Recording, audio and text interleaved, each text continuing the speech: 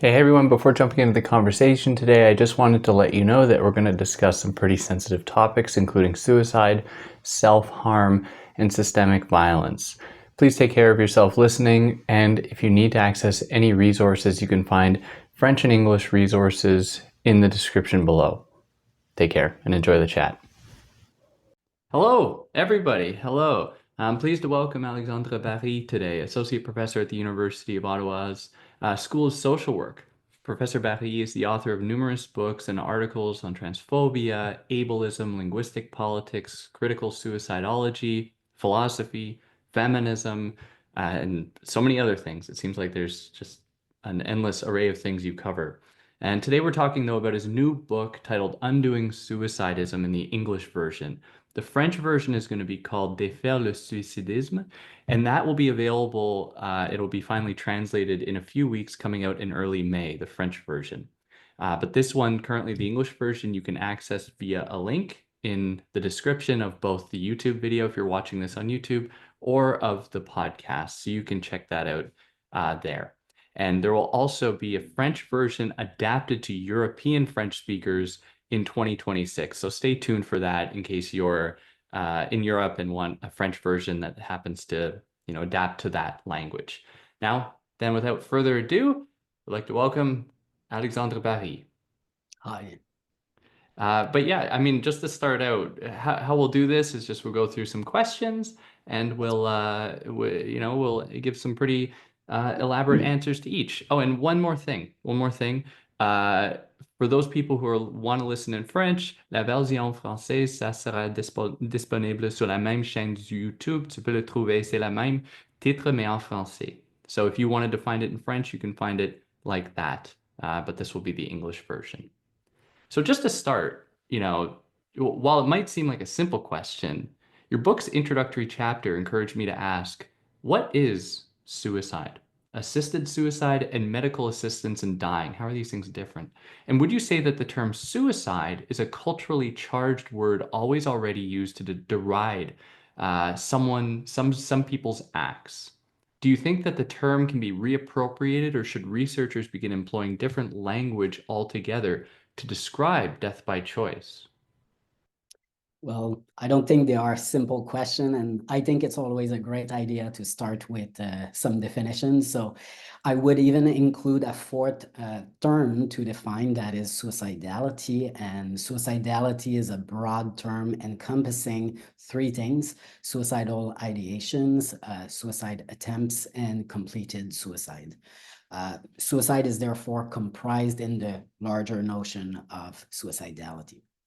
According to critical psychiatrist Thomas Szasz, that maybe some of you know, suicide can be defined as the act of, and here I will quote Szasz, taking one's life voluntarily or deliberately, either by killing oneself directly or by abstaining from a directly life-saving act. So it's the definition I use in my book, and this definition is broad enough to include multiple kinds of self-accomplished death, be they active or passive, supported or not.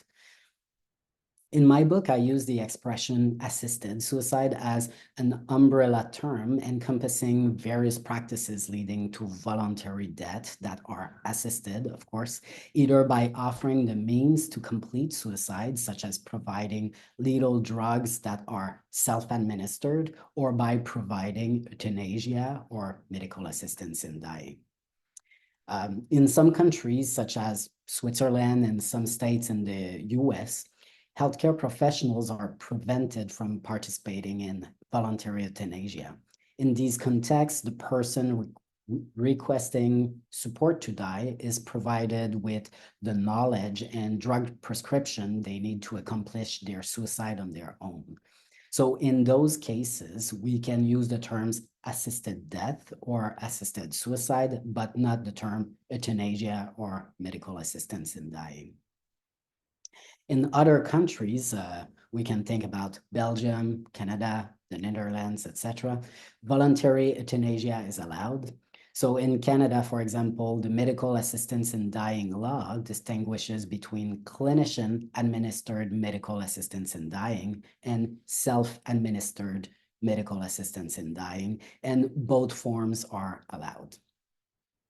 While numerous disputes pertain to the type of disability, sickness, and illness that makes someone eligible for assisted death in various countries, the request for assisted death made solely based on mental illness elicit the most controversy, even in the right to die movement, in fact. That brings me to insist on the fact that historically, assisted death, voluntary euthanasia, and medical assistance in dying have all been conceptualized as radically distinct from suicide. And this is why most of the current laws on assisted death, the term suicide is not used. People prefer to talk about end-of-life care, assistance in death, assistance in dying, or euthanasia, because those practices are seen as completely different than suicide, which should be prevented, of course. So as we can see, the term suicide remains very stigmatized and negative.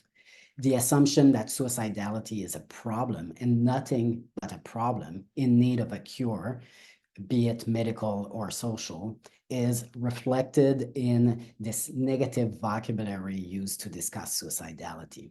And this is why a lot of people try to avoid the term suicide, even among those who don't condemn the practice. And this is the case of the philosopher Jean Amery, who in his book on suicide used the expression voluntary death. So in my work, I decided to retain the terms suicide and assisted suicide in the spirit of queer, disability, and crip politics, which have resignified words with negative connotations such as queer and crip, turning them into vectors of positivity that are foundational to political agendas and fields of study. Suicide is one of those terms that is negative, and I hope will eventually be seen in this new light, liberated from its usual links to pathologization, alienation, stigmatization, risk, and surveillance. Yeah, and it certainly is this term that's is just imbued with so many negative qualities, and to try to, to reappropriate it, I think is extremely important. But what is suicidism? I mean, if we look at the title of the book itself, what is suicidism? And while you are clear that you don't know if opposing suicidism will necessarily translate into fewer suicides, how do you think that suicidism contributes to suicide? Why do you think that suicide is so threatening to the social body to encourage such oppressive suicidist treatments of suicidal people? And can you say more about how suicidism intersects with capitalism, patriarchy, heteronormativity and futurity, ableism, saneism, and ageism? Yeah, so suicidism refers to the oppressive system that functions at the normative, medical, legal, social, political, economic, and epistemic levels, a system in which suicidal people experience multiple forms of injustice and violence, such as discrimination, stigmatization, exclusion, pathologization, and even forms of incarceration. So our society is replete with horrific stories of suicidal individuals facing inhuman treatments after expressing their suicidal ideations in order to save their lives at all costs, from being hospitalized and drugged against their will, to being handcuffed and shot by the police, to losing their jobs, to having their parental rights revoked, to even being kicked off university campuses. So because of these negative suicidist consequences, suicidal people remain silent and complete their suicide without reaching out for help. As I always say, every single completed suicide is the proof that what we are doing currently is not working, because each of these people did not call for help just before completing their suicide. So these stories illustrate that despite the supportive discourses surrounding suicidality, suicidal people who call for help do not find the promised support. And worse, I argue in the book that suicide prevention services do more harm than good. Simply put, suicide prevention often increases death by suicide rather than prevents them. So, and this is especially true for marginalized suicidal people, such as Indigenous, racialized, poor, queer, trans, disabled, neurodivergent, or mad people, for whom suicide intervention often increases the racist, colonialist, classist, sexist, heterosexist, cisgenderist, ableist, and sanist violence they experience. So, to give you just a few examples, emergency services and police officers won't react the same way if they are called to a suicide crisis, if the person involved is a white woman living in a wealthy neighborhood versus if the person is a Black man living in a poor neighborhood, or a neurodivergent person who panics during the intervention. So as we can see with this example, suicidism is strongly interlocked with classism, racism, colonialism, heterosexism, ableism, and other forms of oppressions. Some community organizations such as Trans LifeLine, who work with trans women, trans men, non-binary folks, argue, as I do in my work, that non-consensual rescues of suicidal people intensify suicidality due to the inhuman, harmful, and violent treatment imposed on suicidal marginalized subjects by the police and healthcare providers. Following some of their observations of Trans LifeLine, I identified a series of negative consequences associated with non-consensual rescues that affect specifically trans communities. And we can do this exercise for multiple marginalized groups. Here I do it for trans people. So, for example, those rescues often out trans people to their family or relatives, and such forms of outing can lead to further rejection, expulsion from home, and violence. Those rescues often involve fees, for example, ambulance, hospitalization fees, etc., for trans people who are already overrepresented in statistics on poverty. Additionally, involuntary hospitalization and histories of mental health issues and suicidality may negatively impact access to trans-affirmative healthcare by delaying or blocking care. Also, as we know, interactions with the healthcare system and social services often include stigmatization and violence for trans people. And finally, those rescues break the trust of potential hotline callers who may fear that the operators will initiate a non-consensual rescue. So in other words, a hotline that supports suicide prevention measures that are non-consensual, which is the case with 99.9% of hotlines in North America, does not elicit trust or confidence. As we can see here, transphobia or cisgenderism and suicidism reinforce each other. In short, rather than finding comfort, support, and care that they are looking for, many marginalized people experience discrimination, microaggression, trauma, and incarceration by reaching out for help, which seem counterproductive and completely unacceptable. So the thesis I put forth is that suicidal people are oppressed by suicidism and that the oppression they experience remains under-theorized. And I think it's important to give this oppression a name because naming the structural violence experienced by a group, and in this case, suicidal people, collectivizes and politicizes common experience of violence and allows suicidal people, as is the case with all the other marginalized groups, to denounce the systemic oppression they are experiencing and stop seeing it as an individual problem to solve through various cures. As I explain in the book, with the help of the framework of epistemic injustices coined by Miranda Fricker, not having terms and concepts with which to name oppression constitutes a form of hermeneutical injustice. So the oppression of suicidal people starts with this lack of concept or the epistemic scarcity surrounding suicidism, to the point of not even having a term with which to denounce it. So as a suicidal person myself, suicidism is the word I sought for years until I coined it around 2016. And the necessity for this concept is evidenced by the numerous emails I've received over the years from suicidal people telling me that they had been thinking about the oppression suicidal people face, but did not have a term to name it.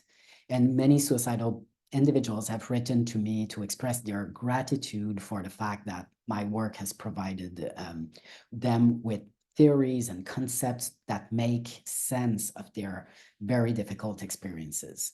And since the publication of my book, those emails, as you might imagine, keep multiplying. So they testify, I believe, to this need we have to create theoretical tools and concepts to help combat suicidism and, of course, its consequences on suicidal people.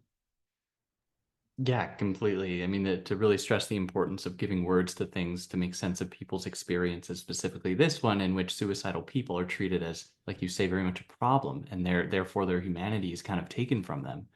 And so to me, one of the striking things about the way that you write this book is your willingness to confront an impossible enemy, and that is the supremacy of life over death. To think through the sociocultural privileging of life over death, you employ a few important terms, and some of these include soma technologies of life, compulsory aliveness, and the injunction to live. Could you expand on these terms to describe our sociocultural emphasis on life, that is, compulsory aliveness, and the strategies used to normalize aliveness, these soma technologies of life? Yes, of course. So the concept of somatic pardon me, was coined by Nikki Sullivan, and it refers to the interconnectedness of the body or soma and various technologies or techniques. As I demonstrate in my work, laws, practices, interventions, regulations, and discourses surrounding suicide and assisted suicide represent forms of soma technologies of lives imposed upon suicidal subjects to stay alive. So I coined that expression to denounce, as you mentioned, the supremacy of life over death, and those soma technologies of life are present in almost all discourses and interventions on suicide and assisted suicide. I contend that by silencing suicidal people who fear to experience suicide as a violence if they reveal their suicidality, those soma technologies of life paradoxically constitute soma technologies of death that produce more distress and suicidal ideations. The concept of the injunction to live and to futurity I propose has been a core concept in my work for the last 10 years. And I've been inspired by two authors, Anne Smetkovich and Zoré Bayatrizi. So even though none of those authors proposes the notion of the injunction to live and to futurity per se, Svetkovich discusses the moral imperatives to stay alive in her book Depression, and Bayatrizi mentions the idea of a life sentence in the title of her book. So in my book, I explained how this injunction to live into futurity is part of a larger normative system, compulsory aliveness, that you referred in your question. So simply put, the injunction to live into futurity aims to impose life and a future on everyone except those cast by dominant ageist, ableist, sanist, capitalist norms as unproductive in our neoliberal economy. So if you are young, are otherwise physically healthy, and specifically if you attempt suicide, emergency services will save you even against your will and your consent. Regarding the concept of compulsory aliveness, I was inspired by the notion of compulsory heterosexuality theorized by Adrienne Rich in the 1980s, and the notion of compulsory able-bodiedness and able-mindedness theorized in disability, CRIP, and MAD studies by scholars such as Robert McCruer and Alison Kafer. I argue that compulsory aliveness represents the normative component of suicidism and includes various injunctions, including the injunction to live into futurity. Compulsory aliveness as an apparatus function through a wide array of tools and mechanisms, or we can call them somatechnologies, such as laws, regulation, attitudes, and discourse. And it translates into what I call in the book the suicidist preventionist script, which represents the dominant response to suicidality, and that could be summarized as follows. Suicide is never an option for suicidal people. As a dominant system of intelligibility, compulsory aliveness masks its own historicity and mechanism of operation, which give life an apparently stable and natural character. Yet this stability and this naturalness stem from performative statements about the desire to live. So by modelizing Judith Butler's thesis on gender as performative, I see the desire to live as performative. Indeed, institutions, social policies, laws, practices, interventions, theories, and discourse shape the desire to live and present it in a similar way to how we sometimes present gender, as if it were a natural, stable, unchangeable desire, whereas in fact it results from norms, discourses, pressures, and practices that remain invisible within a suicidist regime. Reversely, the desire to die is seen as abnormal and pathological, regardless of whether this pathology is identified in the individual or in social political structures. In the spirit of Sarah Ahmed's suspension of the presumption that happiness is necessarily a good thing, in my work, I wonder what kind of new relationship to suicidality and suicidal people could emerge if we let go of the injunction to live into futurity and suspend our adherence to compulsory aliveness. As Ahmed does it in relation to happiness, I'm interested in tracking the effect of the presence of compulsory aliveness on marginalized groups, including suicidal people. And this is important to do because the injunction to live into futurity, like the injunction to happiness, is used to justify the oppression of the most marginalized groups in our society. So in my book, I ask the question, what does it mean in this context to have not only a happiness duty, but also a life duty implemented through a vast array of mechanisms and carceral institutions in the name of cure and care? Compulsory aliveness and its injunction to live into futurity is materialized through what I call suicide prevention violence.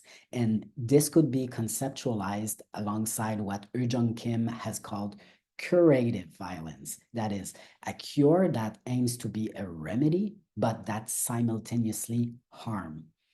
As curative violence, suicide prevention violence conceptualizes suicidality as nothing more than a problem to fix and cure.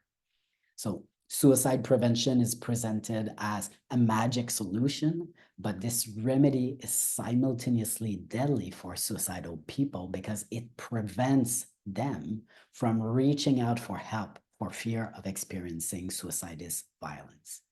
Suicide prevention refuses to leave any room for suicidality in the life of suicidal people and justifies physical, material, and epistemic violence towards suicidal people in the name of cure.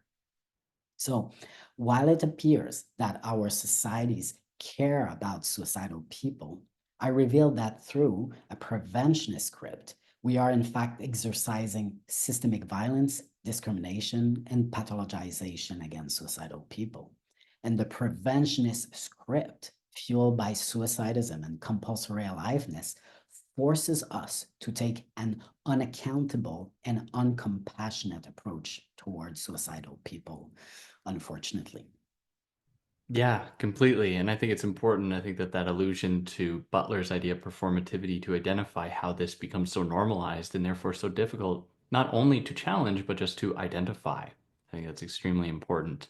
But I mean, this book, Undoing Suicidism, it's much more than just an academic intervention about suicide. It's also, for yourself, it's autoethnographic testimony of suicidism's harms. So, as yourself, as a mad, disabled, and suicidal trans man, how have your own experiences of suicidism informed your perspective and encouraged you to write this book? Yeah, that's a great question. And you're right, my own experiences of suicide as violence inform my work that uses in the book and in general autoethnography and auto theory as foundations for theorizing suicidism. So in the spirit of various social movements, I offered a few years ago a first suicidal manifesto based on my own experience of suicidality and suicidism. I would say that my desire to write a book on suicide and assisted suicide comes from both a personal and an academic interest. So on the personal level, I've been a suicidal person since the age of 12. And even though there are periods in my life when I feel I'm feeling better, suicidality never really disappears from my life. And much of my work, such as my work in trans, disability, CRIP, MAD studies, as you just mentioned, is anchored in my various marginalized identities. And my research helps me to better understand my lived experience and to connect it to a broader social, political, and legal context. So I guess that it's similar. My interest in suicide comes from this need to understand my own subjective experience of suicidality and suicidism and to situate them in a larger social political context.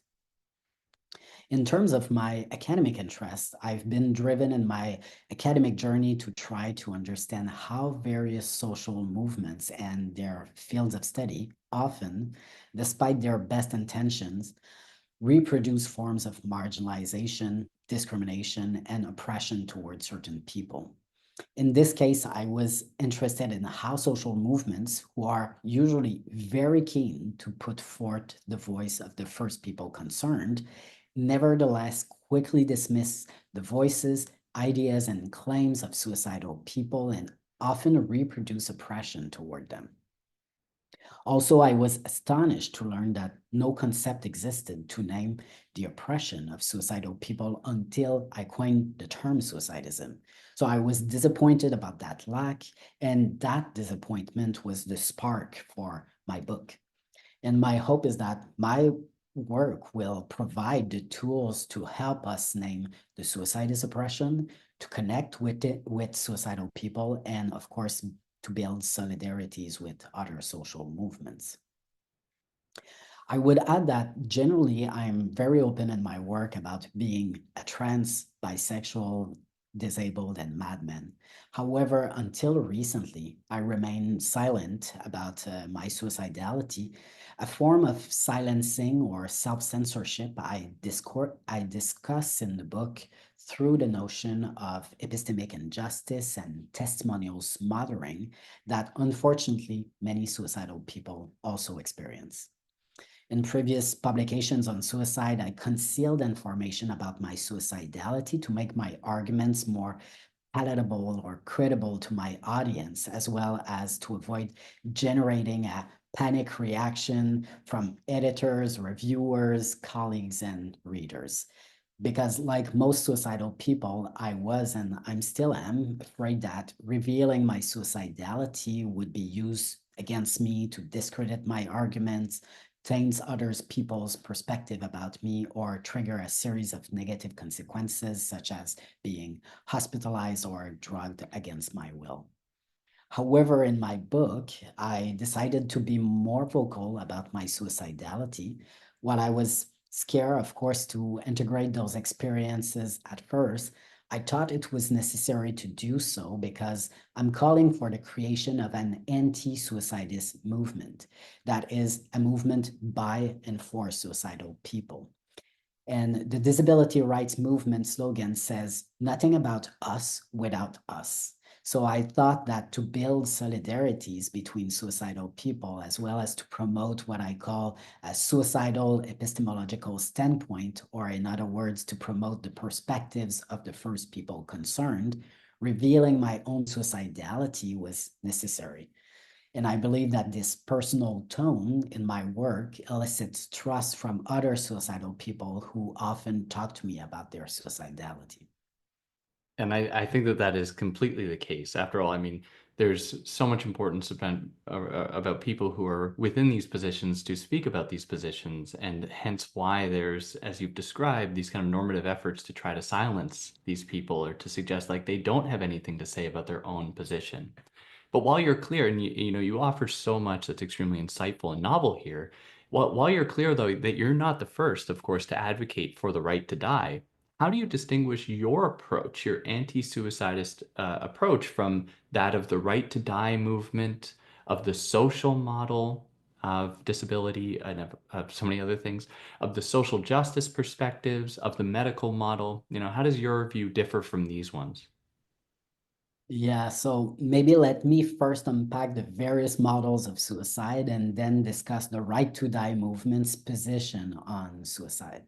So in my book, in the first chapter, I propose a typology of four models of suicidality: the medical and psychological model, the social model, the public health model, and social justice model.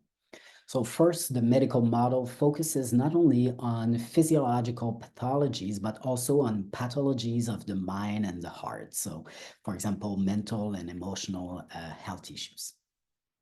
In this model, the problem of suicidality is situated in the body or in the mind. The second model is influenced by the work of sociologists. It's the social model of suicide. And instead of situating the problem of suicidality solely or primarily in the individual, it identifies society and its dysfunction as the culprits. So the social model aims to identify patterns, recurrences, and tendencies between suicidality and social factors such as economic crisis, wars, social values, familial relationships, marginalized identities, or cultural representations to understand and, of course, prevent suicide.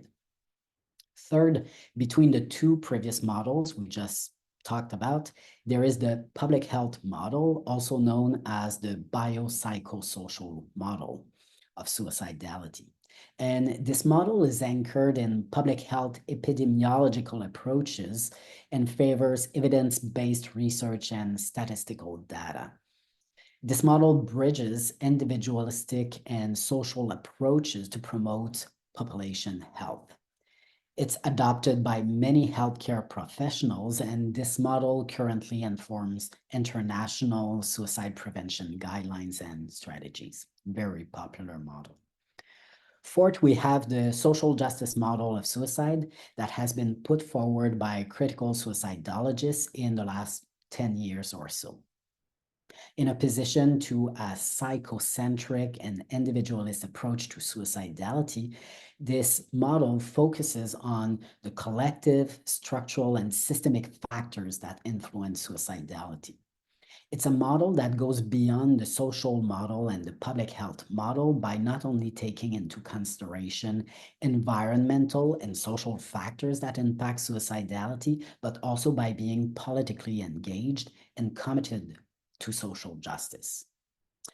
But what I show in my work is that despite numerous differences, these models arrive at the same conclusion, surprisingly. So suicide is not an option for suicidal people. As a result, not only do these models fail to recognize the suicidal oppression faced by suicidal people we discussed before, but they also perpetuate it through a suicidist preventionist script. And one of the most perverse effects of the preventionist script is the silencing of suicidal people. Indeed, they are encouraged to share their suicidal ideation, but are quickly discouraged from pursuing suicide as a solution because suicide remains taboo. And what quantitative studies show is that suicide statistics remain relatively stable and have not improved significantly over the past decades. So despite multiple strategies and billions of dollars invested in outreach initiatives, studies show that those most determined to die, they carry out their suicidal plans without reaching out for help. So in sum, our prevention strategies based on those various models do not work. Of course, I'm not saying that current discourses, policies, interventions, prevention programs, or hotlines based on this preventionist script never help anyone. Neither am I condemning suicidal people who search for cures, be they medical or social. I simply want to highlight how all these models cannot imagine anything other than prevention or the eradication of suicidality to help suicidal people. Indeed, in those various models, as well as in the views of the right to die activists, suicidal people must be kept alive at all costs. And in all these contradictory, but in fact complementary interpretations, suicidality needs to be prevented.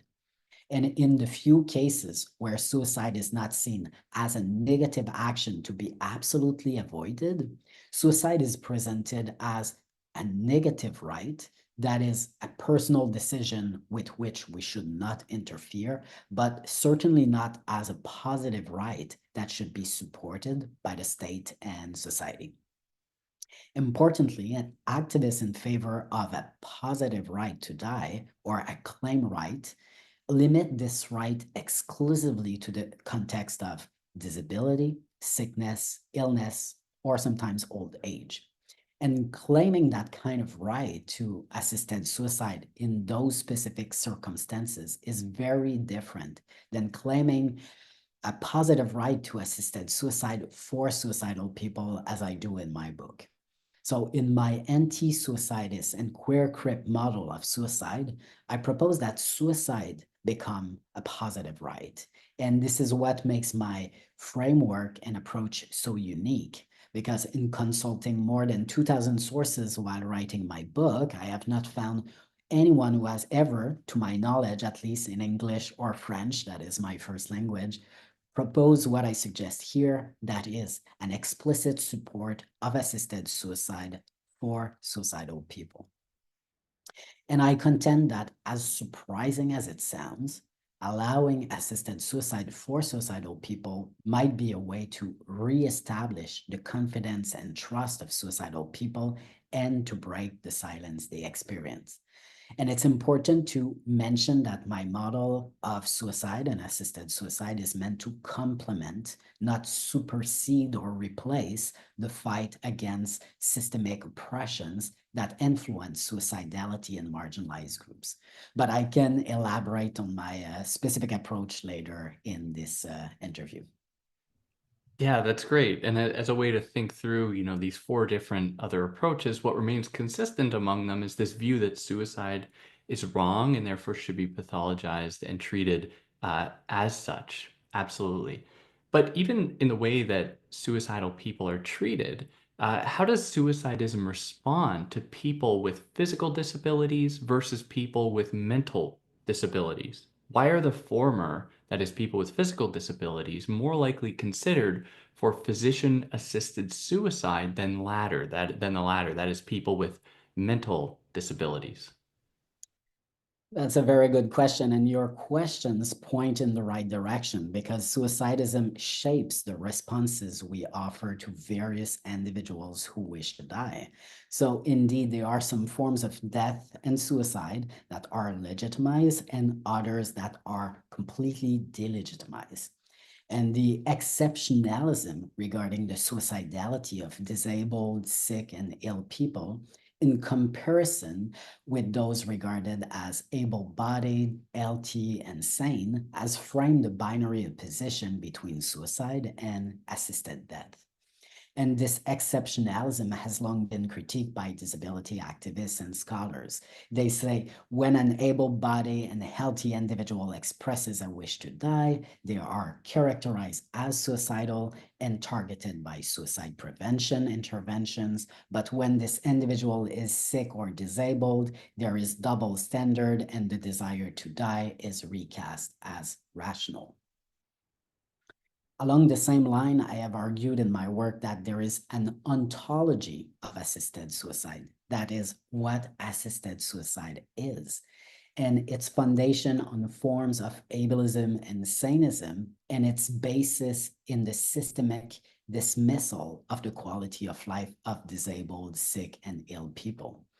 And this ontology creates two classes of suicidal subjects by considering disabled or ill people as legitimate subjects who should receive assistance in dying, and suicidal people as illegitimate subjects who must be kept alive, often at all costs. So people living with mental illnesses occupy a kind of liminal space in the current practices on assisted death, because in some national contexts, they are included in the disabled, sick, ill people category and are allowed to access assisted death, while in other contexts, their presumed irrationality and their mental illness are used as excuses to refuse them an access to assisted death.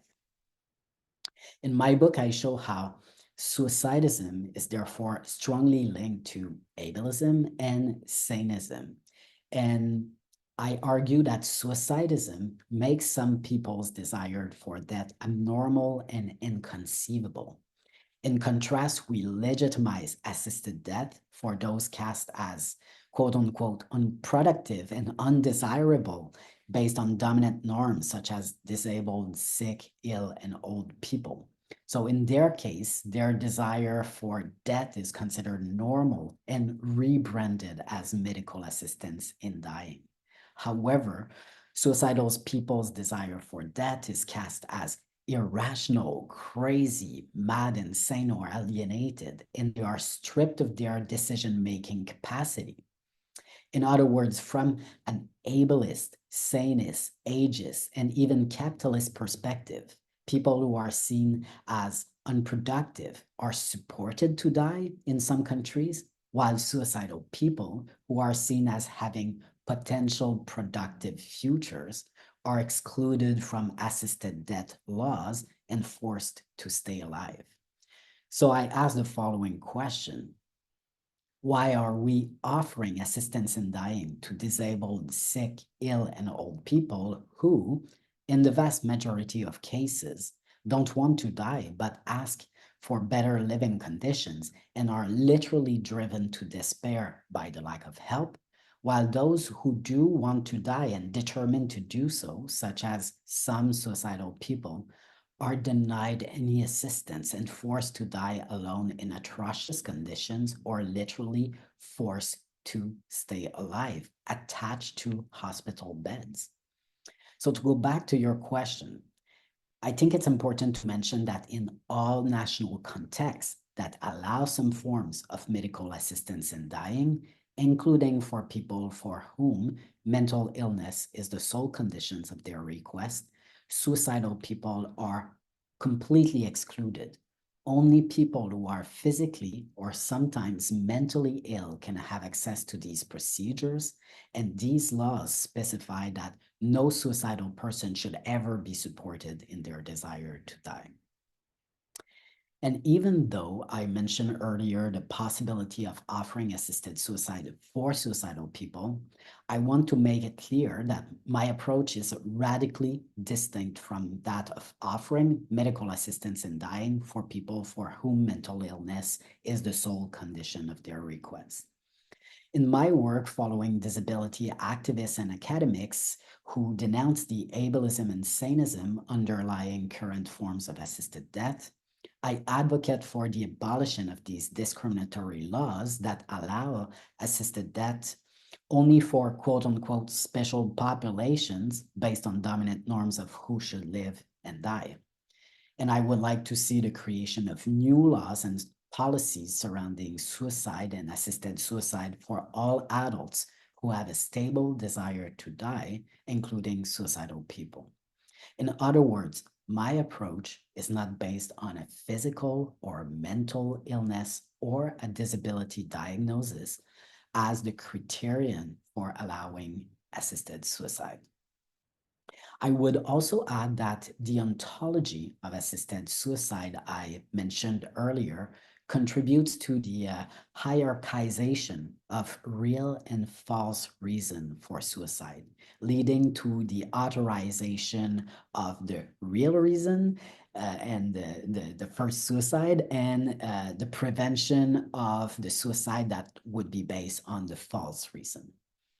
As was historically the case for trans people, the centrality of a diagnosis attested by a medical professional is crucial to the procedure's justification. So, as is the case for trans people, who I believe should be allowed to transition regardless of their motivations, I contend that many reasons lie behind the desire to die and that they are all equally valid. So this is also very different from what we hear usually in the right to die movement. And the medical industrial complex should not determine which motives and reasons justify transition, including the transition from life to death.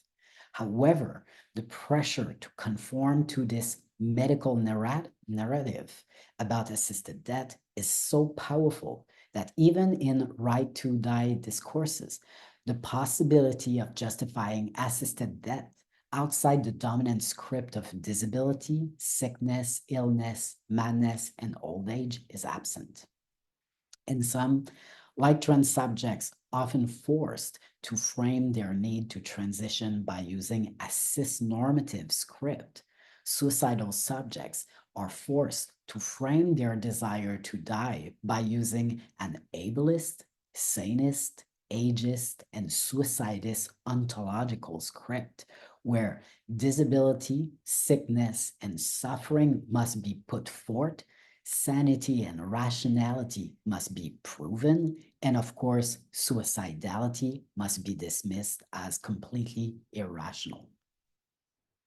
Yes, absolutely. And I mean, the way that you describe how some subjects are deemed worthy of this treatment, while others, because of their productive possibilities, are denied that possibility, I think is quite telling. And to go back to your last question, this is why you advocate for these positive resources and structures put in place so that people across the board can have access to these services in respectful and caring ways.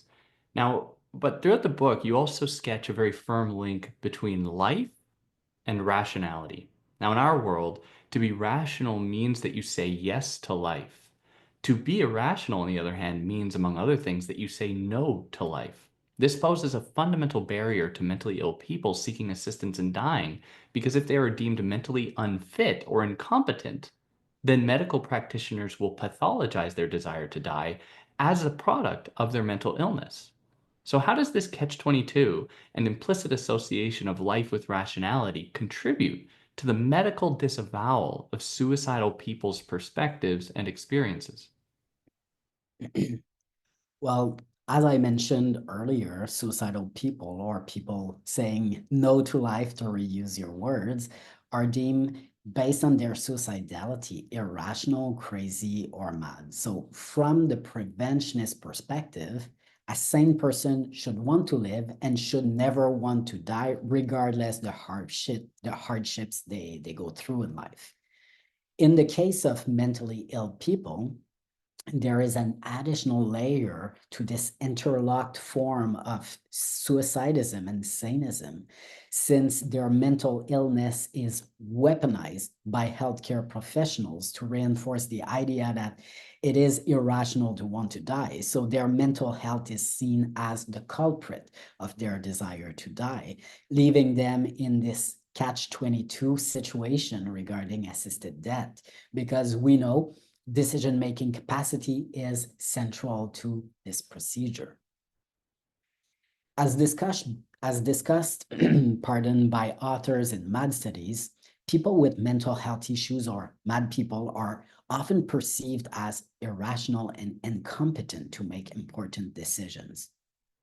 Their perceived or actual mental health issues are used to deny their credibility as speaker and their legitimacy in expressing their wishes.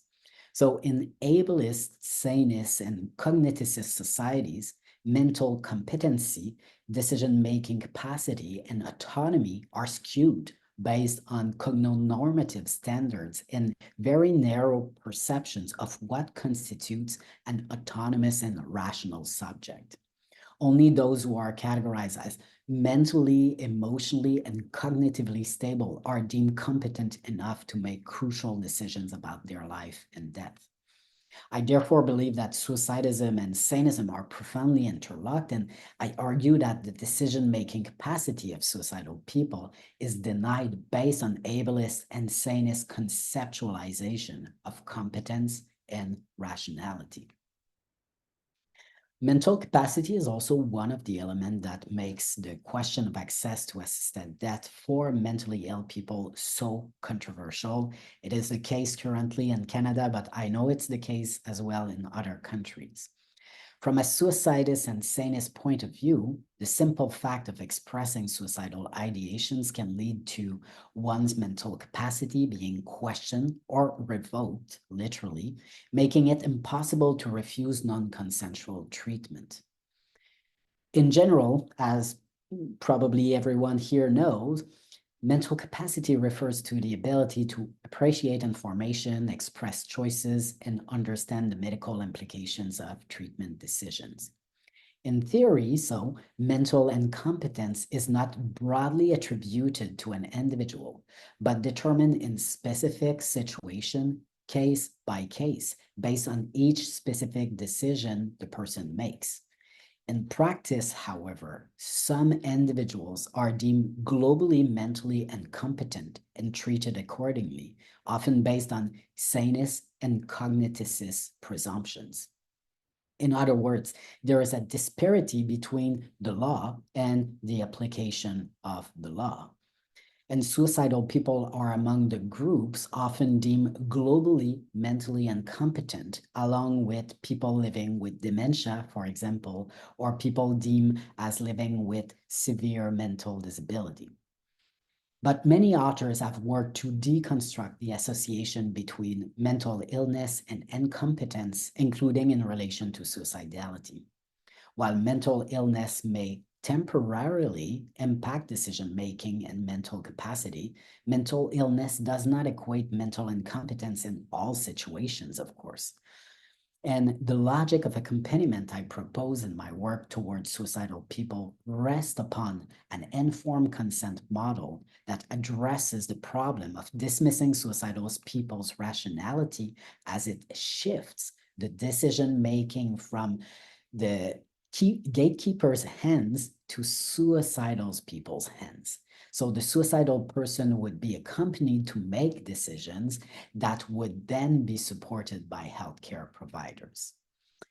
And I want to reiterate that there are no good or bad reasons for wanting to die. All reasons are valid if they have been acknowledged and considered through various angles when making an informed decision about life and death through this accompaniment process I suggest.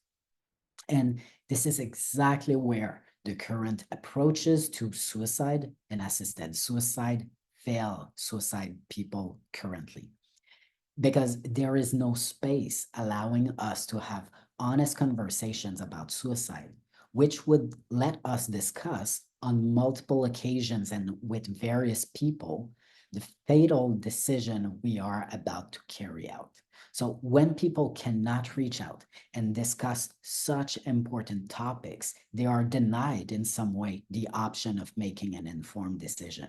And in my definition, this denial does not constitute care or support, and it reduces people's decision-making capacity. Absolutely. And that, I mean, that brings us to my final question, which I think will put such a nice bow on this. And that is like in your writing about assisted suicide, you propose a suicide affirmative approach and suicide affirming healthcare inspired by the trans affirmative approach mobilized in trans and non-binary communities. So can you speak to what it means to be suicide affirmative and accompanying suicidal people through their journeys? Yes, thanks for your question. And it's probably the most controversial aspect of my work, because so far people have reacted quite well to the suicidism component, but this suicide affirmative approach is the one to which people react the most. So I want to say right away that while my approach to suicide and assisted suicide is radically different, it's not intended to encourage suicide. On the contrary, I'm hopeful that it will reduce suicide rates. My suicide affirmative approach, as you mentioned, is inspired by trans affirmative approaches to rethink the care offered to trans people, not based on forms of control and gatekeeping, but based on supporting their needs. So my approach is anchored in anti-oppressive values such as intersectionality, self-determination, and informed consent and harm reduction approach. A suicide affirmative approach does not mean pushing suicidal people to suicide, just as the goal of the trans affirmative approach is not to push a person to transition. Rather, it means that instead of trying to cure trans people of their transness or suicidal people of their suicidality, we develop safer spaces in which we can examine their suicidality with them and discuss a wide variety of options without judgment, potential forced interventions, or negative suicidist consequences. My approach proposes to shift from a preventionist and curative logic to a logic of accompaniment for suicidal people to help them to make the best informed decisions for themselves. A form of support that could be life affirming and death affirming. In my approach, and this is very important, the priority is the suicidal person, not life itself. And this shift from prevention to accompaniment empowers suicidal people.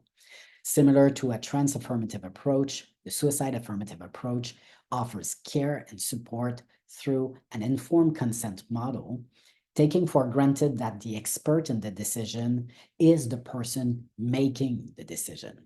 In that sense, I work toward a real accessibility to assisted suicide and not an access based on exclusive criteria that are also ableist, sanist, and ageist. I often say that we are regarding the theorization of suicidism and the rights and recognition of suicidal people, where trans people were regarding trans rights and recognition in the 1930s. But it looks like today, with the current political context, we are back to those years. But anyway, indeed, everything today needs to be imagined, theorized, and transformed, as was the case for trans people when transitioning was not even an option. So my work constitutes a first step in this direction. It allows us to open our hearts, our imaginations, when it comes to the possibility of envisioning suicide and assisted suicide from a different point of view, from the standpoint of suicidal people. My queer crypt model of suicide and assisted suicide is meant to open up our imagination to what our discourses and intervention and practices might look like if we begin to think about suicide and assisted suicide within an anti-suicidist, intersectional, and transformative justice framework.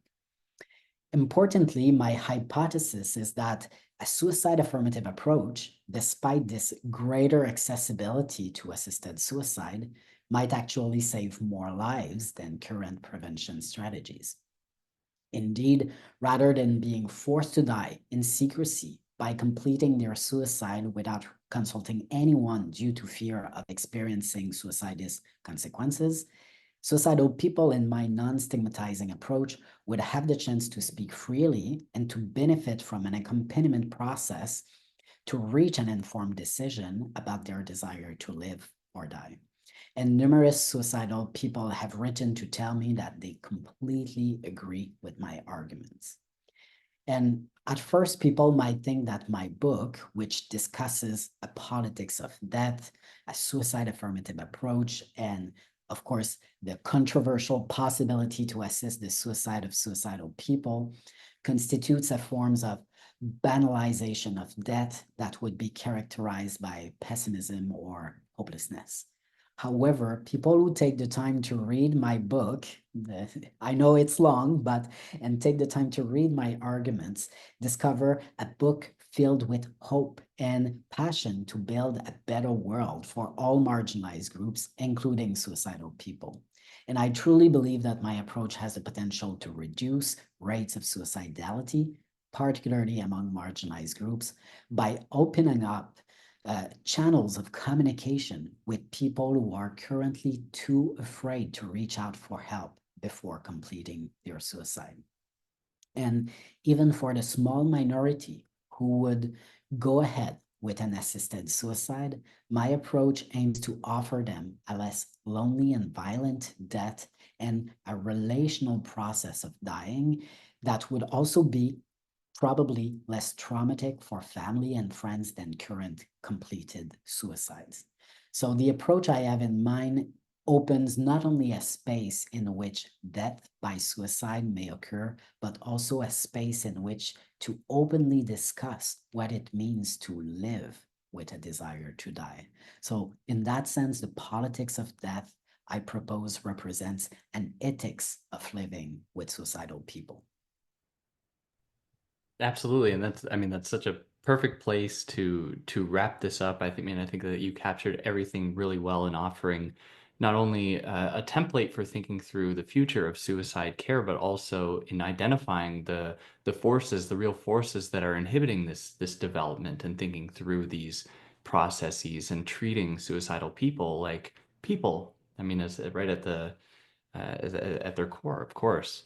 But thank you so much, Alex. I think that this was such an important contribution to this field. And just a reminder for everyone that the English version of this book can be found open access with a link in the description. The French version will be released in early May. And in 2026, as we said, you'll be able to find as well a French version adapted to European audiences that's offered through, well, this is in 2026, of course, it's going to be offered through l'édition Bernou. Bernou? Bernou. Bernou, c'est bien ça. Bernou. Parfait. Which you'll be able to find in open access and a print copy in February of 2026. So stay tuned for that. But for now, thank you so much, Alex. It's been a real Thank you so honor. much. And stay tuned for anyone interested in the French version that you can find actually immediately now on the same channel in the future. From now, whatever. You'll find it. It'll be there. Great. Everyone, take care.